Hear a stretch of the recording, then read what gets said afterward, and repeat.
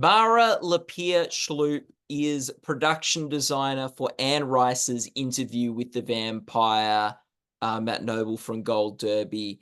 And I wanted to start off by asking you, Mara, like, how do you approach a show like this in terms of like wanting it to represent the sort of historical time that you're looking at, but also incorporate sort of those fantasy horror elements?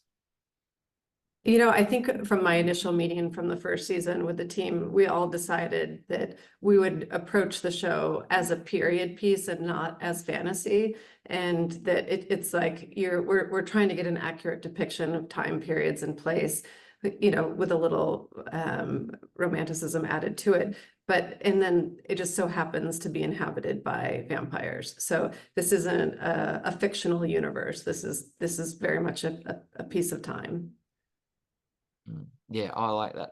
And talking about Piece of Time, season 2, like, because we're telling the story of this vampire's life that is quite a long life because he's immortal. So this, like, season 2, we get to sort of look at a different time period and we get to go to a different part of the world. What was that like?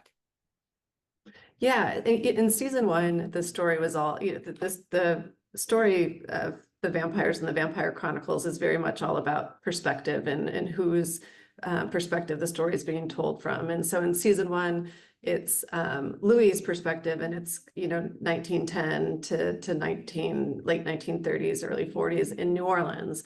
And in season two, we travel with Louis and Claudia to World War II era Eastern Europe. And we're kind of bopping around battlefields and destruction. And then in episode 2, we get into post-war Paris, which is a really exciting cultural time in history.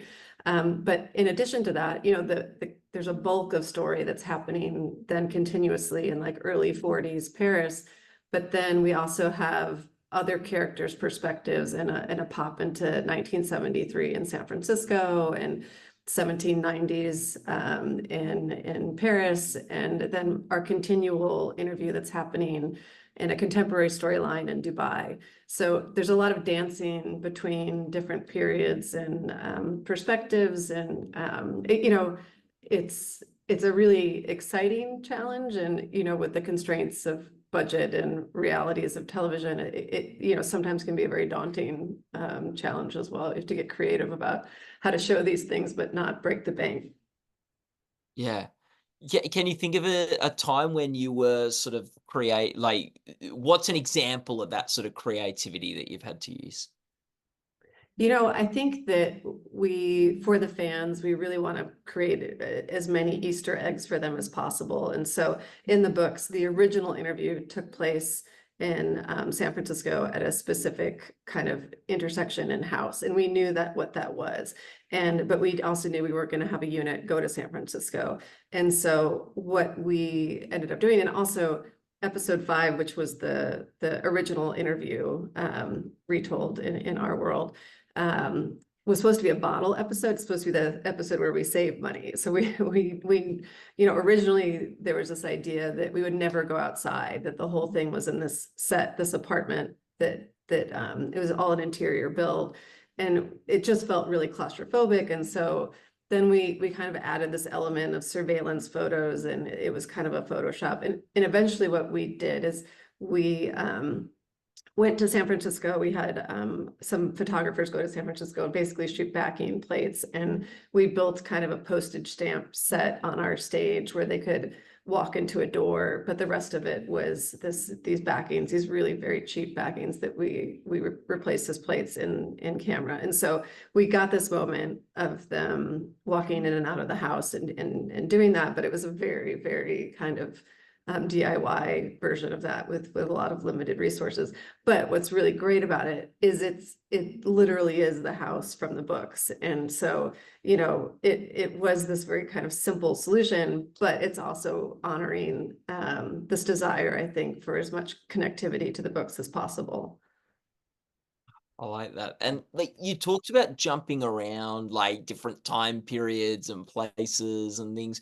Is there something that you wanna maintain as consistent throughout, like, wherever you go in this show and whatever time it is?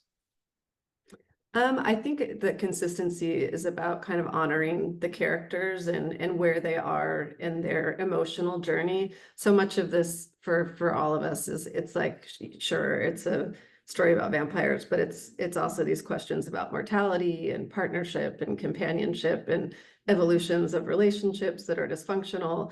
And so I think that even though from a design perspective, it's these amazing opportunities to showcase these different time periods that are unique and interesting. At the heart of it, we really wanted to show was like, how do these people actually live within them? And like, and where are they on their personal journey within that? So it's always kind of going back to the core of story, I think, for us. Mm. And is there anything that you think is distinct to this world, the world of Anne Rice's Interview with the Vampire? I think for so many people, and myself included, I mean, I wouldn't say it was directly related to Anne's books, but I grew up in Detroit and ended up moving to New Orleans. And I think that I got my master's degree in architecture at Tulane there. But there was something so alluring about the way she writes and captures place. And I think that having lived in New Orleans for over the past 20 years, when first presented with this project in season one and showcasing New Orleans, I think it was just really wanting to honor her sense of atmosphere and that there is this kind of like otherworldliness about some of these places like Paris and New Orleans and Eastern Europe during World War II. There's something like inertly haunted about them. And so that was always something we were trying to capture. Can you think of a choice that you made that helped capture that sort of atmosphere and otherworldliness? Worldliness? It's a good question, and I think that part of it really has to do with partnering with our David Tattersall, who is our kind of producing cinematographer, but really being very intentional about lighting and atmosphere and like camera movements and spaces and just very selective about our builds and locations to make sure that there was this, a little bit of an edge and an air of mystery to things, as well as being as accurate as they could be. Hmm. What's something you've sort of learnt from working on this show? I hate coffins, and shooting with coffins is a nightmare. It's really hard to get them to work on camera, and they're heavy, and you have to build like 400 different kinds of coffins for every camera position. And yeah, and vampires love to destroy things, and so nothing is safe. Everything gets destroyed, even though they tell you it won't happen. But I think it was such a joy to be able to work on these projects. And Roland Jones, the showrunner and creator, is just so brilliant, and the writing was always so amazing. So as much as he was putting us through hell with the things that he would create, it was a lot of fun. Mm. What do you love most about this show? Oh gosh. I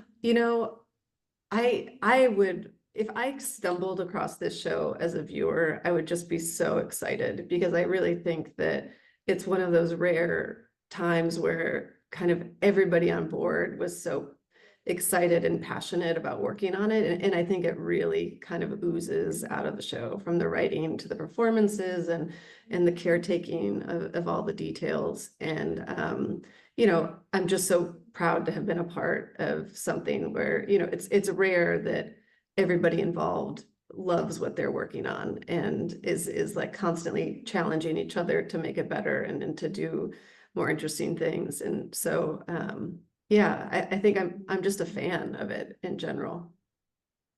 Oh, that's so cool. Well, thanks so much for chatting with us today, Mara. I really appreciate it. That was fun. Thanks for taking the time.